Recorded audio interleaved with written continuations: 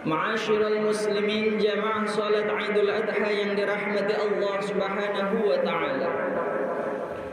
Marilah kita semua meningkatkan keimanan dan ketakwaan kita kepada Allah Subhanahu wa taala dengan sebenar-benarnya takwa, dengan cara menjalankan apa yang Allah perintahkan dan menjauhi segala apa yang Allah larang.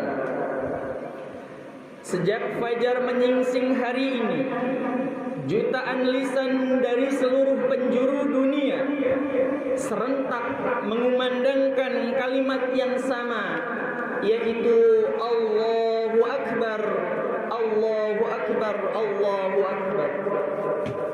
Suara itu bergemuruh merayap di antara dinding-dinding sela rumah kita, menembus dinding-dinding masjid dan membumbung tinggi mengetuk pintu langit.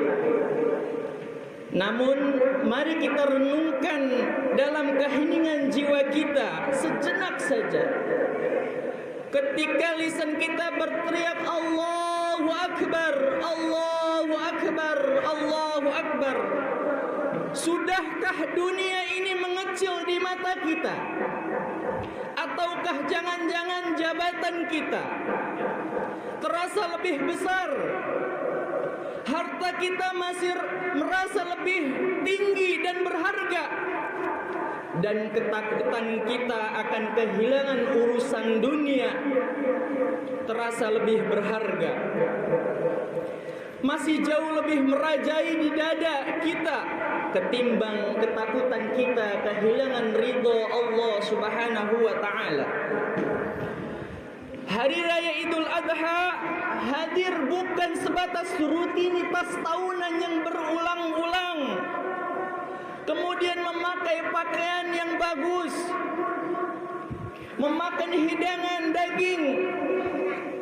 Akan tetapi hari ini adalah hari pembuktian cinta. Sebuah hari di mana kita diajak untuk menatap cermin besar sejarah, mengukur sejauh mana kadar keimanan kita ketika dihadapkan pada pilihan yang amat dan sangat sulit, yaitu memilih kehendak Allah Subhanahu wa taala atau memilih apa yang paling kita cintai. Allahu Akbar, Allahu Akbar, Allahu Akbar, walillahil hamd. Tidak semua orang kuat menghadapi ujian seperti Nabi Ibrahim alaihi salam.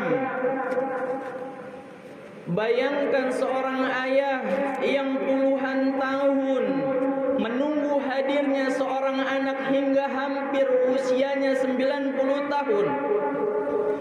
Di usia ketika kebahagiaan manusia sudah hilang harapannya, beliau masih mengetuk pintu langit dengan doa Rabbi habli minas salihin, Rabbi habli minas salihin, Rabbi habli minas salihin. Ya Allah, anugerahkanlah kepada kami anak yang soleh.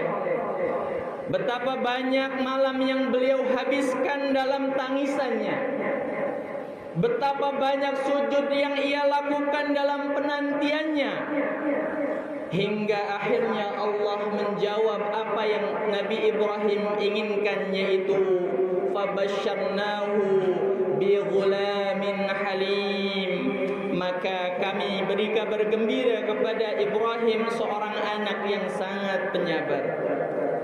Maka lahirlah Nabi Ismail alaihi salam, anak yang menjadi cahaya di masa tua nanti, anak yang suaranya membuat hati tenang, anak yang wajahnya menghapus lelah kehidupan. Tetapi ternyata Allah menguji seseorang lewat sesuatu apa yang ia cintainya. Belum lama Nabi Ibrahim alaihissalam menikmati kebahagiaan itu, Nabi Ibrahim diperintahkan untuk meninggalkan Ismail yang usianya baru beberapa bulan saja dan ibundanya Siti Hajar di tengah padang pasir Makkah. Bukan kota, bukan desa, akan tetapi lembah tandus gersang yang bahkan mungkin seekor burung pun enggan untuk singgah di dalamnya. Bayangkan seorang ibu yang baru melahirkan beberapa bulan saja, membawa anaknya, kemudian memeluk anaknya dan ditinggalkan oleh seorang ayahnya di tengah padang pasir yang panas. Lalu Ibrahim meninggalkan mereka berdua di tengah padang pasir tersebut. Lalu ibunda Siti Hajar bertanya, "Wahai Ibrahim, apakah engkau akan meninggalkan kami di tempat yang seperti ini?" Namun Nabi Ibrahim alaihissalam hanya terdiam, karena kadang sakit hati seorang ayah terlalu sakit untuk menjawabnya. Hingga Siti Hajar bertanya, "Allahu amaraka bihadza, apakah ini adalah perintah dari Allah Subhanahu wa taala?" Nabi Ibrahim menjawab, "Ya." Dan jawaban seorang wanita solehah itu seakan-akan mengguncang langit. "Idza la yudayyi'una." Kalau begitu Allah tidak akan menyanyiakan kami di sini. Tahun demi tahun dilalui hingga hampir 7 tahun lamanya. Ismail tumbuh menjadi anak yang soleh, semakin menenangkan hati ayahnya. Dan justru di saat usianya baru kurang lebih 7 tahun, ayahnya datang. Dan di saat cinta itu sedang besar-besarnya, karena puluhan tahun tidak bertemu, Allah meminta Ismail untuk kembali. Bukan diminta untuk pergi, bukan diminta untuk sakit, tetapi disembelih oleh ayahnya sendiri.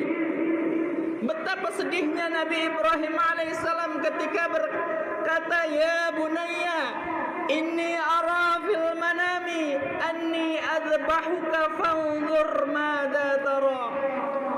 Wahai anakku, aku melihat di dalam mimpi bahwa aku menyembelihmu, maka pikirkanlah pendapatmu. Allahu akbar, Allahu akbar, Allahu akbar, walillahil hamd. Kalimat itu bukan hanya keluar dari lisan, tetapi keluar dari seorang ayah yang sedang terkoyak hatinya karena puluhan tahun berpisah. Ketika datang Allah perintahkan untuk menyembelih anaknya. Namun lihatlah apa jawaban daripada Ismail alaihissalam. "Ya abati fa'al ma tu'mar." Wahai ayahku, jika ini adalah datang dari perintah Allah, maka lakukanlah apa yang jadi perintah Allah itu.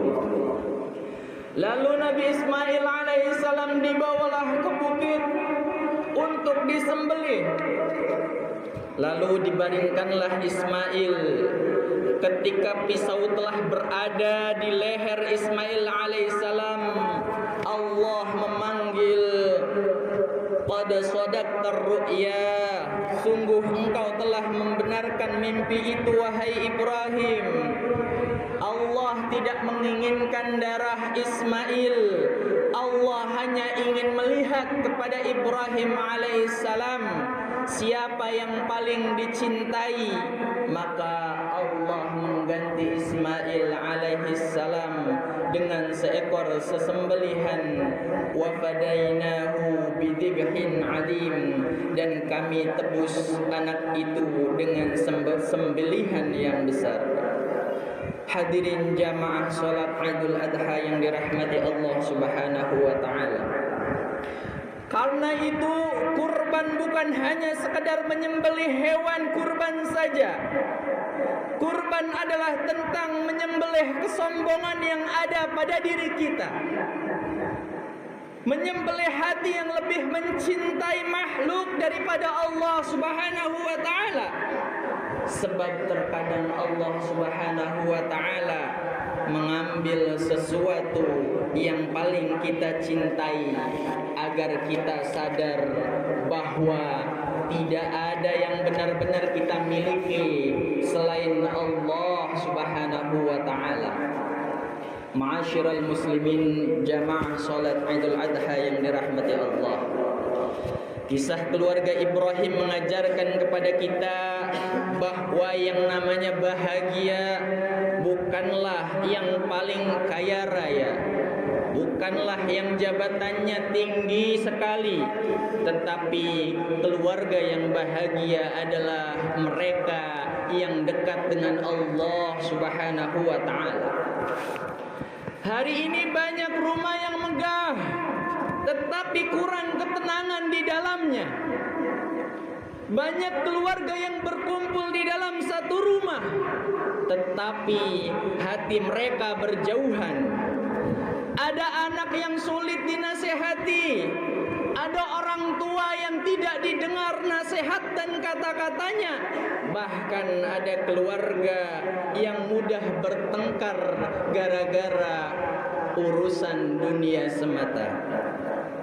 Maka Idul Adha ini mengajarkan kepada kita bagaimana membangun keluarga dengan iman, dengan kesabaran dan pengorbanan.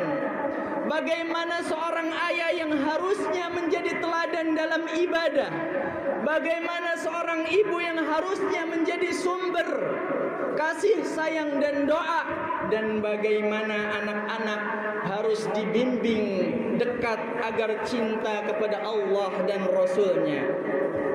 Mari kita jadikan Idul Adha sebagai momentum memperbaiki keluarga, memperkuat iman, dan memperbanyak kepedulian kepada sesama. Allahu Akbar, Allahu Akbar, Allahu Akbar, walillahil hamd. Semoga Allah Subhanahu wa taala menjadikan keluarga kita sebagai keluarga yang sakinah, penuh iman, penuh kesabaran, dan diberkahi oleh Allah Subhanahu wa taala. Amin amin ya rabbal alamin.